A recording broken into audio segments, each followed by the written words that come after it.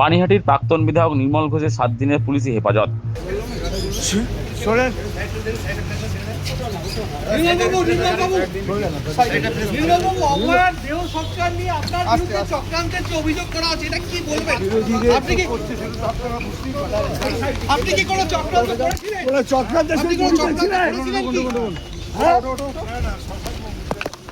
শ্মশানে তো আপনি 8 দিনের পুলিশি হেফাজতের মেয়াদ শেষে ধৃত পানিহাটির প্রাক্তন বিধায়ক নির্মল ঘোষকে শনিবার ফের ব্যারাকপুর আদালতে তোলা হয়। মোটা অঙ্কের একটি তোলাবাজির মামলায় বিচারক ধৃতকে আরও 7 দিন পুলিশি হেফাজতে রাখার নির্দেশ দিয়েছেন। প্রসঙ্গত, লটারির কোটি টাকা আত্মসাৎ এবং অভয়ার দেহ তড়িঘড়ি সৎকার করার অভিযোগে গত 13ই আগস্ট উড়িষ্যার একটি হোটেল থেকে খড়দা থানা পুলিশ পানিহাটির প্রাক্তন বিধায়ক নির্মল ঘোষকে গ্রেপ্তার করে। পরদিন অর্থাৎ 14ই আগস্ট থেকে ব্যারাকপুর আদালতে তোলা হলে বিচারক 8 দিন পুলিশি হেফাজতে রাখার নির্দেশ দিয়েছিলেন।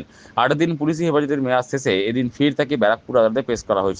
প্রসঙ্গত, গত 14ই আগস্ট খড়দা থানা থেকে আদালতে নিয়ে যাওয়ার সময় ডিপ বৃষ্টির পাশাপাশি চড় কিল খেতে হয়েছিল পানিহাটির প্রাক্তন বিধায়ককে। যদিও এদিন কড়া পুলিশি প্রহরার মধ্যে দিয়ে তাকে আদালতে পাঠানো হয়েছিল।